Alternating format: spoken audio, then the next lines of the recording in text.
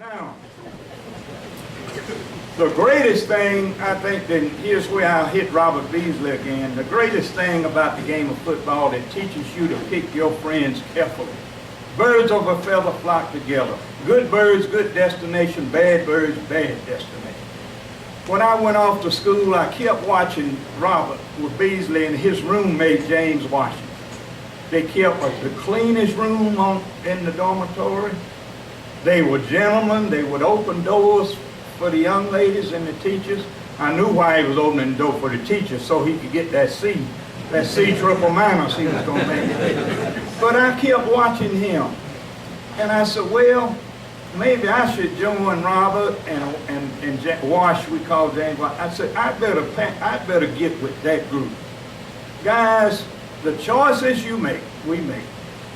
Be sure that your associates are people that's competing for good grades and trying to be the nicest person they can be. Please do that. And I've always had a poem in the locker room for my 42 years of coaching to admonish our players about the company they keep. The reason I wipe my eye, y'all, I have a wet eye. Something blocked in there, and every now and then I get the wet eye. I didn't want y'all to think that something else was wrong with me.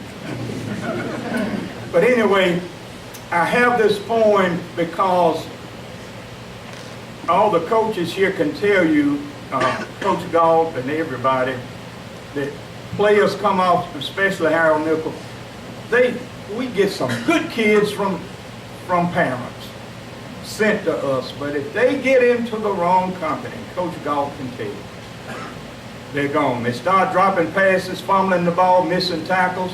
It's not football fundamentals, it's something else they're doing. So pick the right associates. And here's that poem I have to admonish our players about the company they keep. It was sometime in November in a town I can't remember.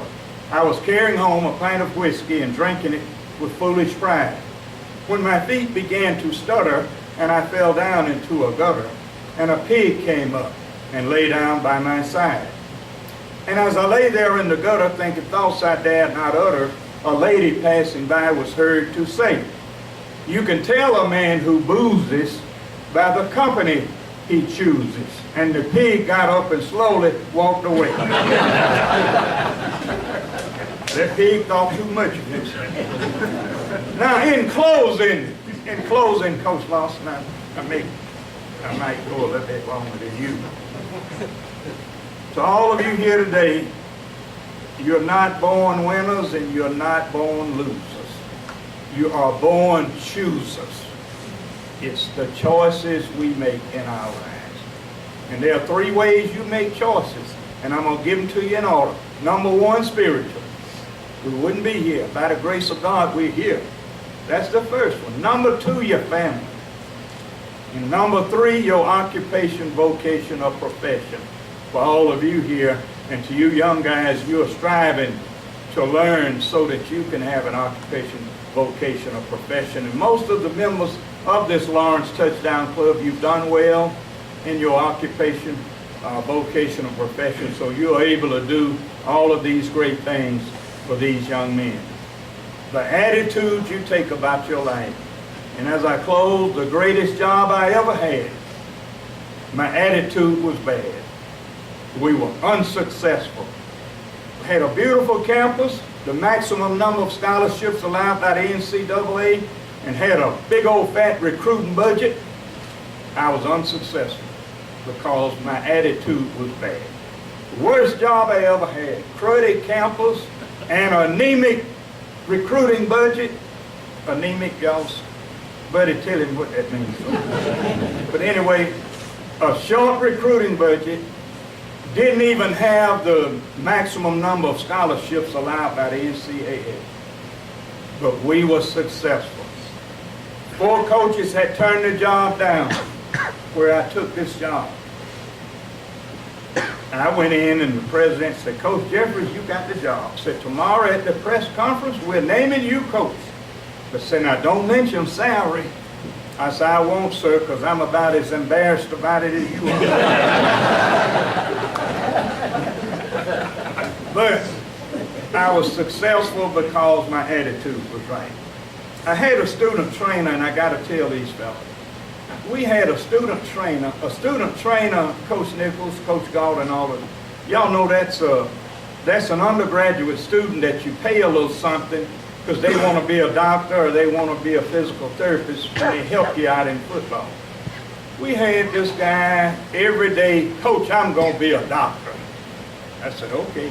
But every night he closed down every bar in Orangeburg. He'd be drunk as Cooter Brown. He'd have to wrench his mouth out with coffee grinds. That will take whiskey smell off your breast, boy. Coach Austin, they do that in Union all the time. But anyway, one Friday he said, Coach, I'm going to be a doctor. I said, no, you're not. And I want you guys to hear this when I get to the expression. I said, you don't want to be a doctor, you want to be an alcoholic. That's what you want to be. And then this is when I told him the words that will ring down the pathways of time.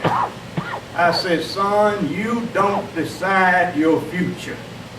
You decide your habits. Your habits decide your future. If you develop good habits, things that you do without even thinking about it, good things, then you guys are going to be successful. So anyway, I know I'm closing now because some of y'all about to go to sleep. To the Lawrence County Touchdown Club, you all are great. These young men need your support. These coaches need your support. So here's what I dedicate to all of you as I take my seat. Really, I didn't need these notes, but sometimes, you know, when you go in the classroom, Robert Beasley and Luminous Bird used to copy. See, in chemistry, you know, you got Charles's law and Boyle's law about the expansion of gases, and they had V1, T1. That's how you do it. It works. But don't you feel better when you got it? We call it a pony, but the kids now call it a cheat sheet. We call it a pony. Luminous Bird stole the swimming test. He didn't know when he dove into the water, the ink was cold.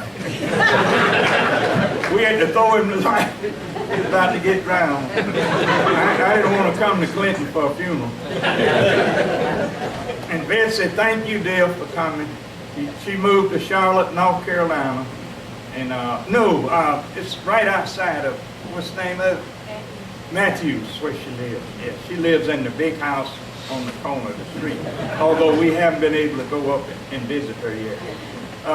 As I close, I can't help but say this about this Touchdown Club, and we love you all, and you all are doing a good job. Here's what I think about you all. I watched them tearing a building down, a group of men in a busy town. With a ho-heave-ho and a lusty yell, they swung a beam and a side wall fell.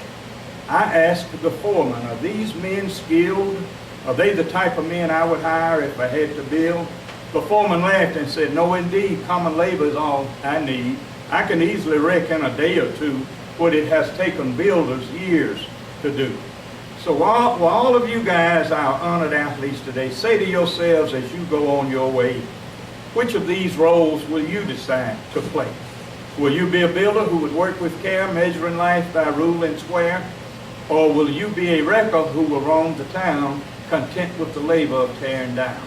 The Lawrence County Touchdown Club and our honored athletes, you all continue to be builders through the great game of football. Thank you very much.